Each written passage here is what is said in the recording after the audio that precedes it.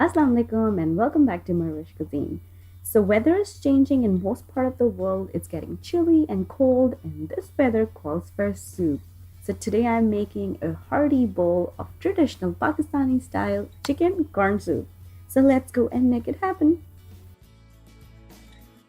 So first thing which we need for the soup is stock. I'm using my homemade chicken stock and I already shared the recipe with you guys. I will leave the link down below for you. So I usually make chicken stock and keep them in the freezer. If you have a chicken stock on hand, you can make your soup very quickly.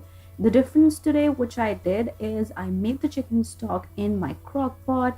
I made it in the morning and it was done by the evening. So just boil the chicken stock. Then we need a cream of corn for this recipe. I don't have that, so I'm using regular whole kernel corn. I transferred 3/4 of the corn in a bowl. Then I add some milk in there, and then I took a hand blender and blend it coarsely. You can do it in a food processor as well. And then I mixed that leftover corn in the bowl, and then I added all of these corn in a boiling stock, and then mix and let it come to a boil. And then I season it with some salt and white pepper.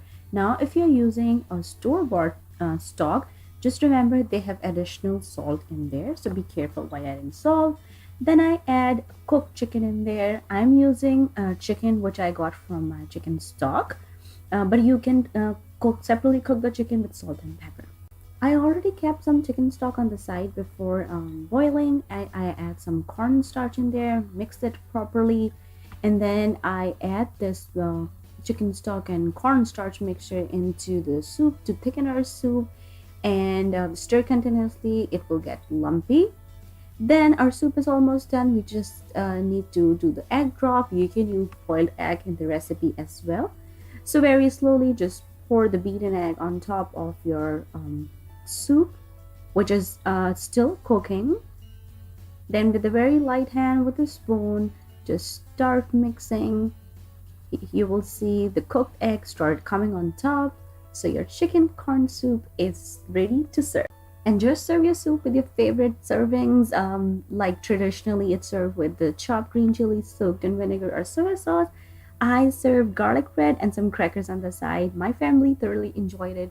Soup is my kids' all-time favorite. And if you're trying this at home, please let me know how it turned out with you guys. And if you want to learn something else, let me know. Leave me a comment down below and I will try my best to make it happen for you guys.